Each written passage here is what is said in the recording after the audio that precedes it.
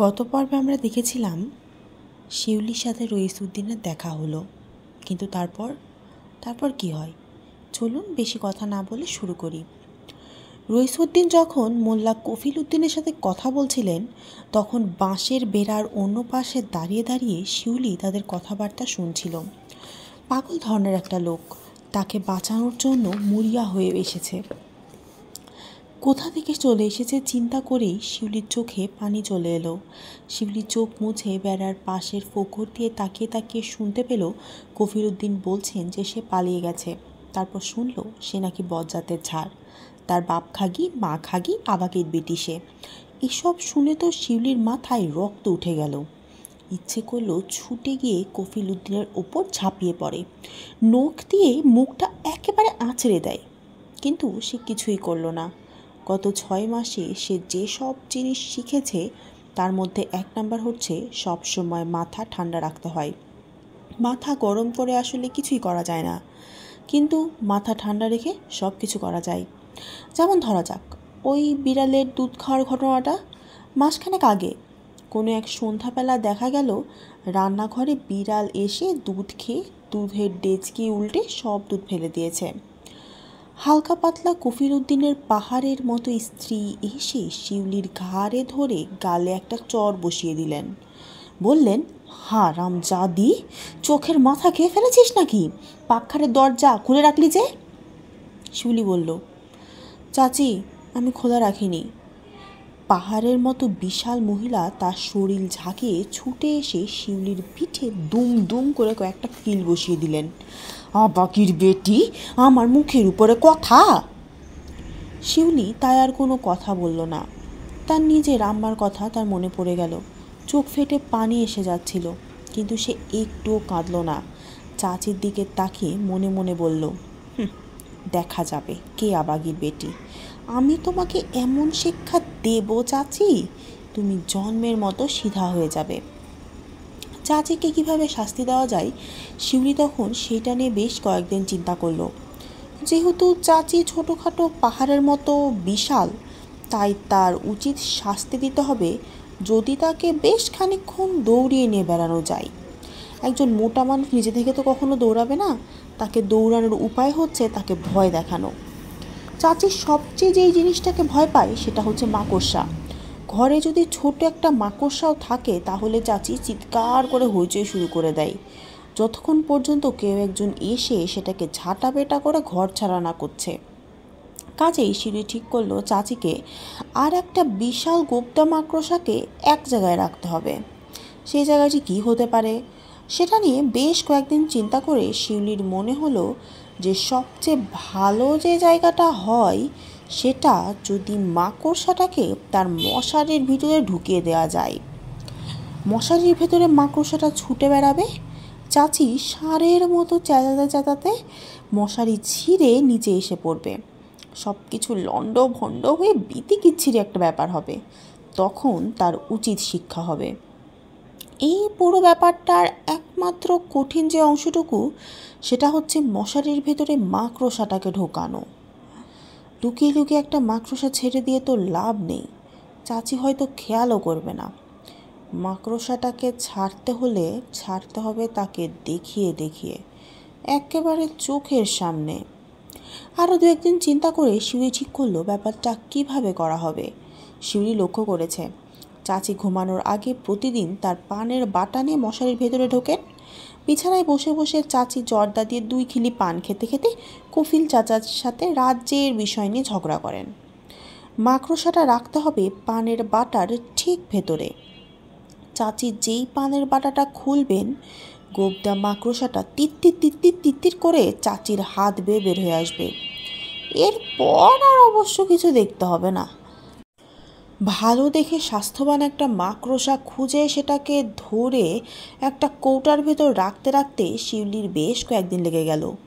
শেষ পর্যন্ত যেদিন মাকড়সাটা সে কৌটার মধ্যে রাখতে পারল ঠিক ঘুমানোর আগে, সেই দিন শিউলির বুকটা উত্তেজনায় ঢিপ ঢিপ করতে লাগলো। রাত্রিবেলা বিছানায় শুয়ে শুয়ে সে উঁকি মেরে দেখল চাচি পানের বাটা নিয়ে বিছানায় ঢুকলেন। মশারিটা ভালো করে গুজে দিতে দিতে কফিল চাচার সাথে ঝগড়া শুরু করলেন। দুজনে ঝগড়া করতে করতে উঠে বসলেন এবং চাচি তার 2 কিলি পান তৈরি করার জন্য পানের বাটাটা খুললেন। তারপর যা একটা ব্যাপার ঘটল না, তার কোনো তুলনাই নেই। বিশাল গোপ্তা মাকড়সাটা 8 পায়ে চাচির হাত বেয়ে তিত্তির তিত্তির করে উঠে এলো। চাচি ঠিকই চিৎকার করে তার সেই দেহ নিয়ে লাফিয়ে উঠে মাকড়সাটাকে ছুঁড়ে ফেলার চেষ্টা করলেন। মাকড়সা বেচারা ভয় পেয়ে শাড়ির আরও ভেতরে ঢুকে গেল। তখন চাচি 2 হাত 2 পা ছুঁড়ে বিছানায় লাফাতে লাফাতে তার শাড়ির ভেতরে এখানে সেখানে হাত ঢুকিয়ে মাকড়সাটাকে খোঁজাখুঁজি করতে লাগলেন। শাড়ি তার পায়ে পেঁচিয়ে গেল। তিনি তাল সামলাতে না পেরে দরাম করে কফিল চাচার ওপর আছাড় খেয়ে পড়লেন। চাচির পাহাড়ের মতো শরীর, তার ভারে কফিল চাচার মনে হয় শরীরের সব কটা হাড় ভেঙে গেল। তিনি একেবারে গলা ফাটিয়ে চিৎকার করে উঠলেন। দুজন তখন মশারিতে জড়িয়ে মশারির দড়ি ছিঁড়ে বিছানা থেকে নিচে এসে পড়লেন। সে অবস্থাতেই মাকড়সাটা চাচির শরীরের ওপর দিয়ে দৌড়াদৌড়ি করতে লাগলো। চাচি সেই অবস্থায় কফিল চাচাকে মশারিতে পেঁচিয়ে তাকে ছ্যাঁচড়াতে ছ্যাঁচড়াতে মশারি সহ ছুটতে ছুটতে ঘর থেকে একেবারে কয়েক লাফে বারান্দায় এসে উঠানে হাজির হলেন। সবাই ভাবলেই বুঝি ডাকাত পড়েছে। তারা লাঠি সোঁটা সব নিয়ে ছুটে এলো। চাচি আর কফিল চাচাকে এই অবস্থায় দেখে ব্যাপারটা বুঝতে তাদের অবশ্য বেশ সময় লেগে গেল। শেষ পর্যন্ত চাচি মশারি ছিঁড়ে বের হয়ে এলেন। শাড়ি খুলে শুধু পেটিকোট আর ব্লাউজ পরে তার দৌড়াদৌড়ি, যা একটা মজার দৃশ্য হলো না, তার বলার মতো না। অনেকদিন পর শিউরির সেই রাতে একটা বেশ আরামের ঘুম হলো। অনেকদিন পরে কফিল চাচার কথা শুনে শিউলি বুঝতে পারল তাকেও একটা কঠিন শিক্ষা দেওয়ার সময় হয়ে এসেছে। খুব ভালো একটা শাস্তি দিতে হলে চিন্তা ভাবনা করে ঠান্ডা মাথায় বুদ্ধি বের করতে হয়, কিন্তু এখন তো সেরকম চিন্তা ভাবনা করার সময়ও নেই। কফিল চাচা যখন বলেছে সে পালিয়ে গেছে, তাহলে তাকে তো পালিয়ে যেতেই হবে। তবে পালিয়ে যাওয়ার আগে কফিল চাচাকে একটা ভালো শিক্ষা দিয়ে যেতে হবে। আগেরবার খুব ঠান্ডা মাথায় কাজ করতে হয়েছে যেন কেউ ধরতে না পারে। এবার তাকে ধরতে পারলেও অবশ্য কোনো ক্ষতি নেই। শিউলি বাড়ির পেছনে কয়েকবার হাঁটাহাঁটি করে মোটামুটি একটা বুদ্ধি বের করে ফেলল। মাত্র অল্প কদিন আগে সে সুপার গ্লু নামে একটা জিনিস আবিষ্কার করেছে।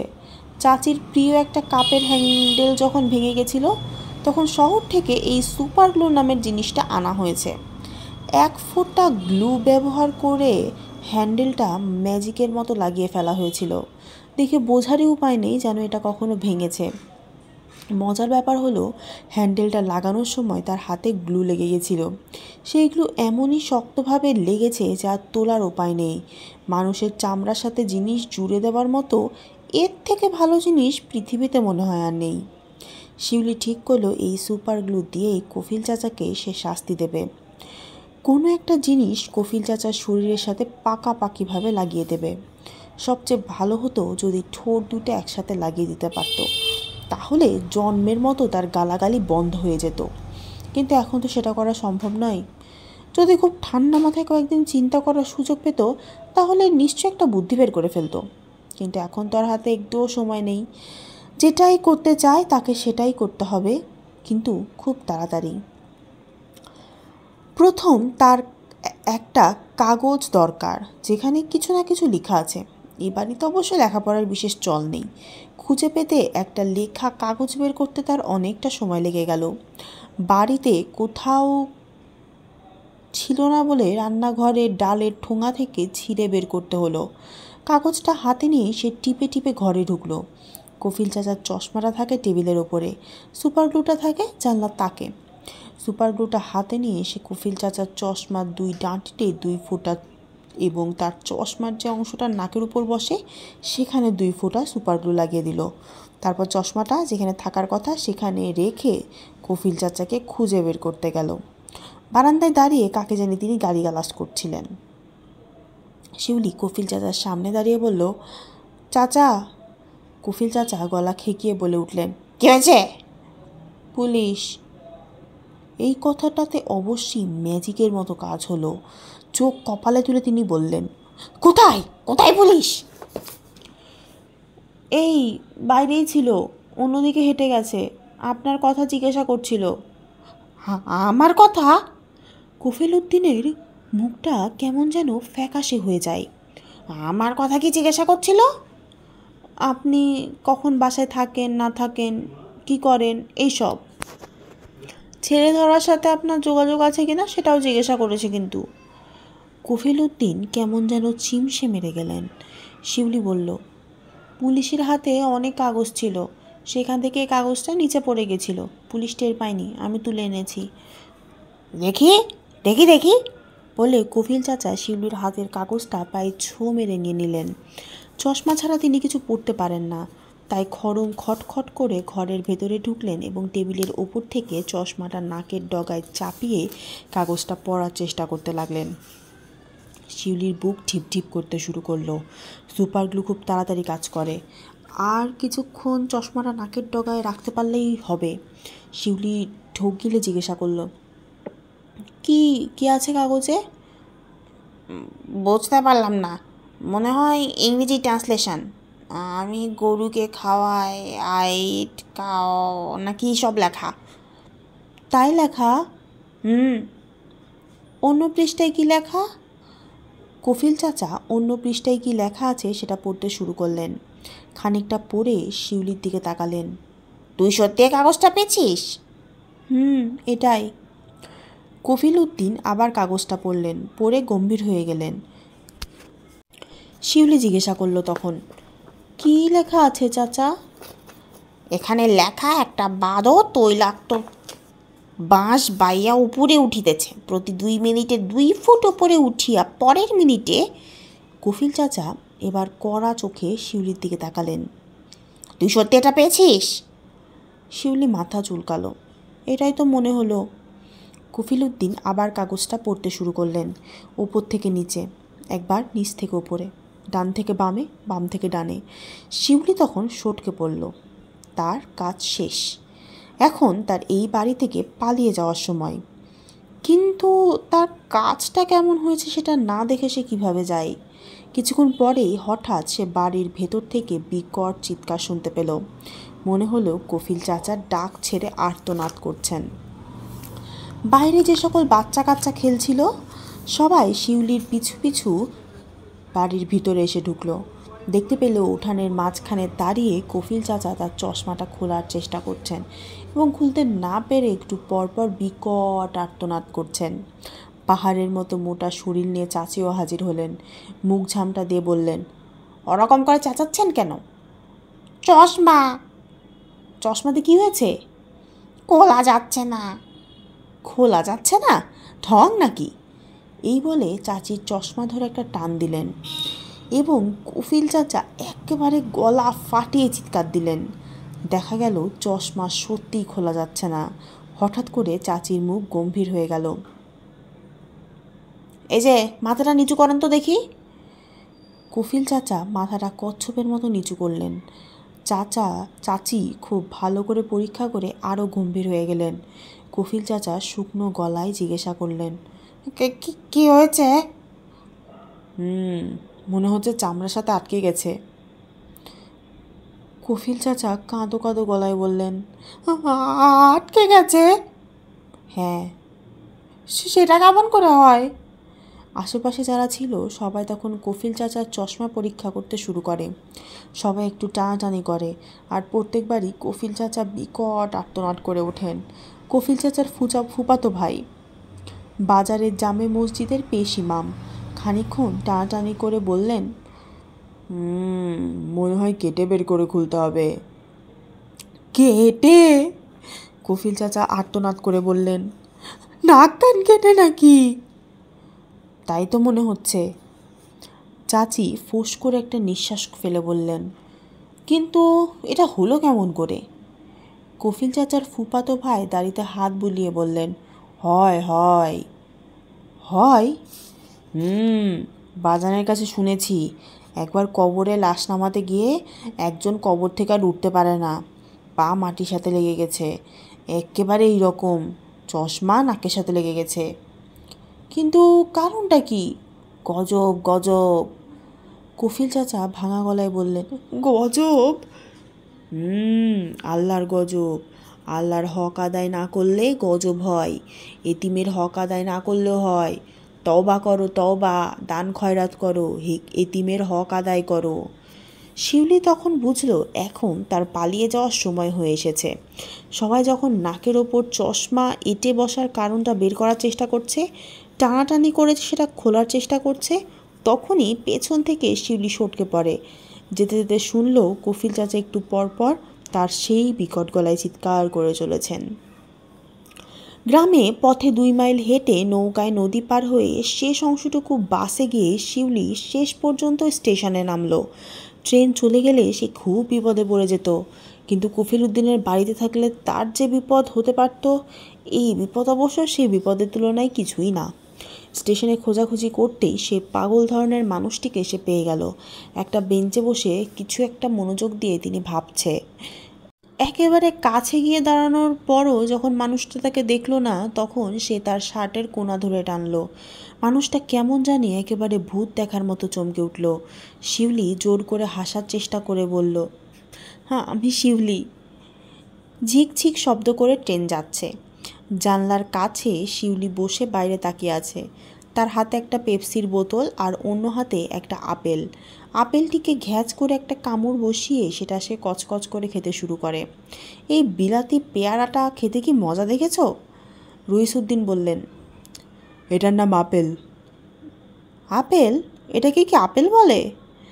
শিউলি হাতের আধা খোয়া আপেলটার দিকে তাকিয়ে বলল, আমি ভেবেছিলাম আপেল আরও ছোট হয়, বড়ইয়ের মতো। শিউলি ঘ্যাঁচ করে আরও একটা কামড় দিয়ে আবার কচকচ করে আপেল খেতে খেতে পেপসিটাকে দেখিয়ে বলল, আচ্ছা তাহলে এটাকে কি বলে? এটার নাম হলো পেপসি। পেপসি? শিউলি হি হি করে হাসতে হাসতে বলল, ধরছি, মারছি, খাইছি পেপসি।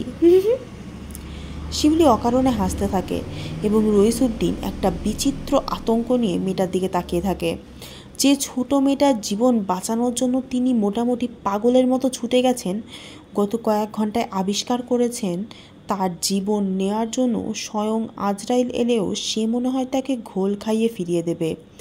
এত ছোট একটা মেয়ে কেমন করে এরকম চালাক চতুর এবং ভয়ঙ্কর হয়, রইসুদ্দিন কিছুতেই বুঝতে পারছিলেন না। সবচেয়ে যেটা ভয়ের সেই ব্যাপারটা হচ্ছে এই ভয়ঙ্কর বাচ্চাটিকে তিনি নিজের কাছে নিয়ে যাচ্ছেন। এটা যদি আত্মহত্যা না হয় তাহলে আত্মহত্যার কাকে বলে? শিউলি পেপসির বোতল থেকে বড় একটা চুমুক পেপসি নিয়ে মুখে সেটা কুলিকুচি করে খানিকটা পিচিক করে জানলা দিয়ে বাইরে ফেলে দিয়ে সম্পূর্ণ অকারণে আবার হিহি করে হাসতে থাকে। রইসুদ্দিন শুকনো মুখে মেয়েটার দিকে তাকিয়ে আছে। ভয়ে ভয়ে একসময় তিনি বললেন, তো তুমি যে আমার সাথে চলে আসছো, তোমার ভয় করছে না? শিউলি মাথা নাড়ল। করছে। তাহলে? কফিল চাচার কাছে থাকলে আমার আরও ভয় হতো। মনে নাই কফিল চাচা কেটে কুটে আমার কলিজা বিক্রি করতে যাচ্ছিল। কলিজা না, ওটাকে কিডনি বলে। ওই একই কথা। শিউলি পেপসির বোতলে আরেকটা লম্বা চুমুক দিয়ে বলল, কফিল চাচাকে এবারে উচিত শাস্তি দিয়ে এসেছি, একেবারে টাইট করে দিয়ে এসেছি। রইসুদ্দিন ভয়ে ভয়ে জিজ্ঞাসা করল, কী শাস্তি দিয়েছ? শিউলি তখন পেপসির বোতলে চুমুক দিতে দিতে কফিল উদ্দিনের নাকের ডগায় কীভাবে পাকাপাকিভাবে চশমাটা সুপার গ্লু দিয়ে আটকে দিয়ে এসেছে সেটারই বর্ণনা করে এবং বলতে বলতে তার হাসির চোটে একসময় নাক দিয়ে খানিকটা পেপসিও বের হয়ে যায়। শিউলির বর্ণনা শুনে রইসুদ্দিনের হাত পা ঠান্ডা হয়ে আসে। তিনি অবিশ্বাসের দৃষ্টিতে শিউলির মুখের দিকে তাকিয়ে থাকে। খানিকক্ষণ পর একটা বড় নিঃশ্বাস ফেলে শুকনো গলায় বলেন,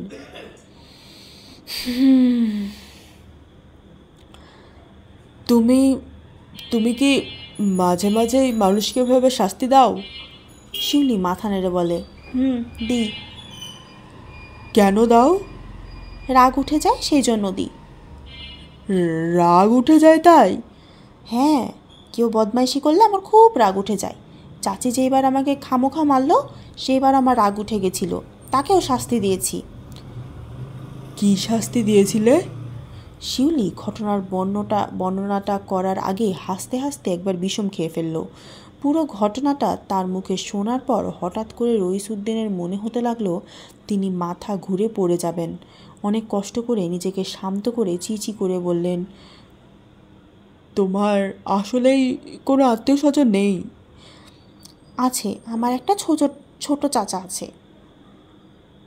কে? ওই রইসুদ্দিন? শিউলি তার পেপসির শেষ ফোঁটাটা খুব তৃপ্তির সাথে শেষ করে বলে, না, ওটা বানানো। কফিল চাচাকে শান্ত রাখার জন্য বলেছিলাম।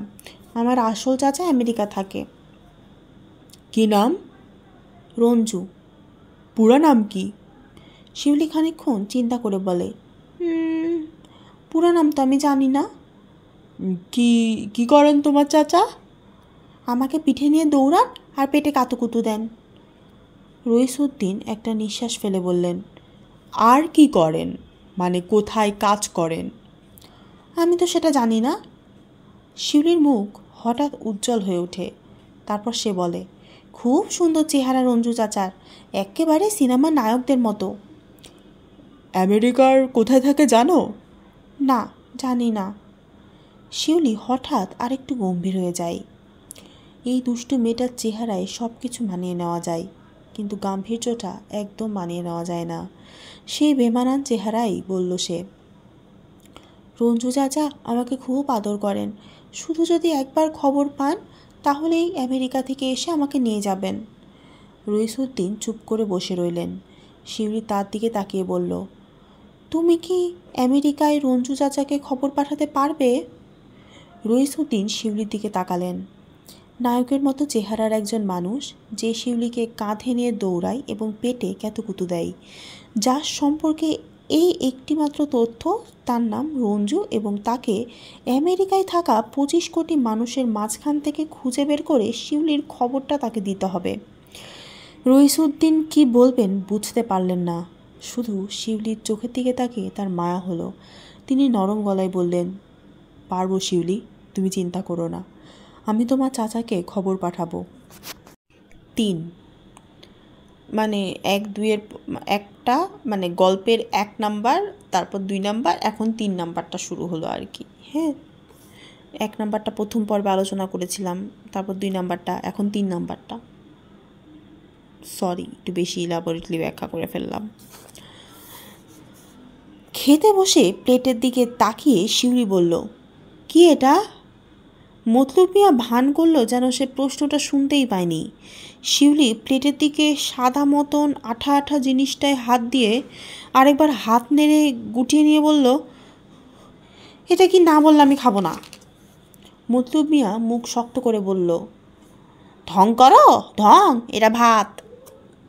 ভাত? শিউলি প্লেটটা ধরে উল্টো করে ফেলল। দেখা গেল সাদা মতন আঠালো জিনিসটা পড়ল না, প্লেটে আটকে রইল। আঙ্গুল দিয়ে সেটাকে দেখিয়ে বলল, এটা ভাত না, ভাত এভাবে আটকে থাকে না, নিচে পড়ে যায়। ঠিক আছে ঠিক আছে বাবা, বুঝলাম, ভাতটা একটু গলে গেছে। ভাত এভাবে গলে না, যদি এভাবে গলে তাহলে সেটা ভাত থাকে না। টেবিলের অন্য পাশে বসে রইসুদ্দিন খুব মনোযোগ দিয়ে শিউলি এবং মতলব মিয়ার কথাবার্তা শুনছিল। তার প্লেটেও ভাত নামের এই আঠা আঠা জিনিসটা রয়েছে। জিনিসটা একটু নেড়েও দেখেছেন তিনি, মুখে দিতে ইচ্ছা করছে না, কিন্তু তার কাছে আর কোনো উপায় আছে বলে মনেও হচ্ছে না। গত 25 বছর থেকে মতলব মিয়া তাকে এইরকমই কুৎসিত সব জিনিস খাইয়ে আসছে। খাবার ব্যাপারটার মধ্যে যে ভালো মন্দ বিষয় থাকতে পারে, সেটা যে মাঝে মধ্যে উপভোগের একটা ব্যাপারও আছে, সেটা তিনি জানেনই না। শিউলির সামনে বাটিতে রাখা খানিকটা মাছের ঝোলের দিকে তাকিয়ে এসে জিজ্ঞাসা করল, এটা কি? মতলব মিয়া আবার কঠিন মুখে জবাব দিল, মাছের তরকারি। মাছ রান্না করার আগে মাছকে কুটতে হয়, পেট থেকে নাড়িভুড়ি বের করতে হয়, এ দেখি এমনি রেঁধে ফেলেছ। ছি! মতলব মিয়া মুখ শক্ত করে বলল, সেগুলি বড় মাছ, ছোট মাছ করতে হয় না। হ্যাঁ, তোমাকে বলেছে। এই দেখো এই দেখো এই দেখো, মাছের পেটে নিশ্চয়ই কেঁচো আছে, পিঁপড়ার ডিম আছে, এই যে পচা পচা ব্যাঙের পচা ঠ্যাং আছে, এই বলে শিউলি সাবধানে একটা মাছের লেজ ধরে তুলে সেটার পেটে চাপ দিতেই সত্যি সত্যি ময়লা হলদে কালচে কিছু নোংরা জিনিস বের হয়ে এলো। শিউলি নাক কুঁচকে কিছুক্ষণ সেদিকে তাকিয়ে থাকে এবং বলে, মতলুব চাচা, তুমি আস্ত একটা খবিশ। মতলুব মিয়ার মুখ রাগে থমথম করতে থাকে। সে চোখ মুখ লাল করে বলে, এই মেয়ে, তুমি খাওয়া নিয়ে মস্করা করো? তুমি জানো না যারা না খেয়ে থাকে তারা এটা খেতে পেলে কি করবে? কচু করবে। শিউলি ঠোঁট উল্টে বলল, আমি অনেক দিন না খেয়ে থেকেছি। কফিল চাচার বাসায় কিছু হলেই আমাকে না খাইয়ে রাখতো, কিন্তু আমি মরে গেলেও তোমার এই মাছ খাবো না, বুঝেছ? ছি, কি ঘৃণা। তাহলে তুমি কি খাবে? তুমি আবার সব কিছু ঠিকঠাক করে রান্না করবে। ইস, মামার বাড়ির আবদার। এখন আমি লাট সাহেবার জন্য সব কিছু আবার নতুন করে রান্না করব। আমার তো আর খেয়ে দিয়ে কাজ নেই। শিউলি উঠে দাঁড়িয়ে বলল, ঠিক আছে, আমি তাহলে রান্না করব। রইসুদ্দিন অবাক হয়ে জিজ্ঞাসা করল, তুমি রান্না করতে পারো? না, পারি না। তাহলে? মতলুব চাচা তো রান্না করতে পারে না, সে রান্না করছে না। অকাট্য যুক্তি। রইসুদ্দিন কিছু বলতেও পারলেন না। তবে মতলুব মিয়া মেঘের মতো গর্জন করে বলল, কি বললে তুমি? তুমি শুধু রাঁধতে পারো না তাই না, তুমি জানো না পর্যন্ত কি দিয়ে রাঁধতে হয়। কেন? আমি কি দিয়ে রাঁধি? কেরোসিন তেল দিয়ে। তোমার সব খাবার দিয়ে খালি কেরোসিনের গন্ধ। ছি। মতলুব মিয়া দাঁত কিরমির করতে লাগলো। তাকে পুরাপুরি অগ্রাহ্য করে শিউলি বলল, আর এই প্লেটগুলো দেখো। কী হয়েছে? কী হয়েছে প্লেটে? উপর দিয়ে চিকা হেঁটে গেছে, তুমি সেই প্লেট ধওনি। এই দেখো, চিকার পায়ের ছাপ দেখা যাচ্ছে। রইসুদ্দিন ভালো করে শিউলির প্লেটটা দেখলেন। সত্যি সত্যি প্লেটের পাশে ময়লা ছোট ছোট পায়ের ছাপ। শিউলি রান্নাঘরের দিকে যেতে যেতে বলল, রইস চাচা, তুমি অপেক্ষা করো, আমি রেঁধে আনছি। শুধু চুলোটা কেমন করে ধরাতে হয় একটু দেখিয়ে দেবে? মতলুব মিয়া সারাক্ষণ মুখ গোজ করে রইল। তার মাঝে সত্যি সত্যিই শিউলি খানিকটা ভাত রেঁধে ফেলল, সাথে ডিম ভাজা। রইসুদ্দিন অনেক দিন পর বেশ তৃপ্তি করে খেলেন। পরদিন রইসুদ্দিন অফিসে চলে গেছেন। টেবিলে টোস্ট বিস্কুট রাখা থাকে, তাই তিনি সেটা দিয়েই সকালের নাস্তা সেরে ফেলেন। মতলুব মিয়া কম্বল মুড়ি দিয়ে ঘুমিয়ে থাকে। তার ঘুম থেকে উঠতে বেশ দেরি হয়। আজ অবশ্যই দেরি করতে পারল না। শিউলিটাকে ডেকে তুলে ফেলল। মতলুব মিয়া চোখ লাল করে জিজ্ঞাসা করলেন, হ্যাঁ মেয়ে, কী হয়েছে? ওঠো, অনেক বেলা হয়ে গেছে। ওঠে কি হবে? ঘর তোর পরিষ্কার করতে হবে, দেখছো না ঘরের কী অবস্থা? মতলুব মিয়া কম্বল সরিয়ে উঠে বসল। তাকে দেখে মনে হতে লাগলো সে বুঝি কারো ওপর ঝাঁপিয়ে পড়বে। চোখ মুখ পাকিয়ে বলল, ছেমরি? খবরদার আমাকে ছেমরি বলবে না। মতলুব মিয়া গর্জন করে বলে, এই ছেমরিকে ছেমরি বলবো না তো কী বলবো রে? শুনো ছেমরি, এই বাসাতে আমি আছি 25 বছর। তুমি এসেছ 25 ঘন্টাও হয়নি। এই বাসাতে কি করতে হবে কি না করতে হবে সেই হুকুম আমাকে তুমি দেবে না। আমি মোটেও হুকুম দিচ্ছি না, কিন্তু ঘরদোর ময়লা হয়ে আছে, সেটা পরিষ্কার করতে হবে। আমার যখন ইচ্ছা আমি তখন পরিষ্কার করব, তোমাকে কিছু বলতে হবে না। 100 বার বলতে হবে। শিউলি মুখ শক্ত করে বলল, তুমি খালি খেয়ে দিয়ে শুয়ে ঘুমাবে আর রইস চাচা কষ্ট করে তোমাকে খাওয়াবে, সেটা তো হবে না। দেখো ছেমরি, খবরদার আমাকে ছেমরি বলবে না। বললে কি করবে তুমি? বলেই দেখো কি করি। ছেমরি ছেমরি ছেমরি বলেছি, কি হয়েছে তাতে? শিউলি কিছু না বলে উঠে গেল। মতলুব মিয়া দেখলো তার কিছুই হলো না, তবুও কেমন যেন একটু ভয় পেয়ে গেল। এতটুকু একটা মেয়ে, কিন্তু চোখের দৃষ্টি কেমন যেন বাঘিনীর মতো।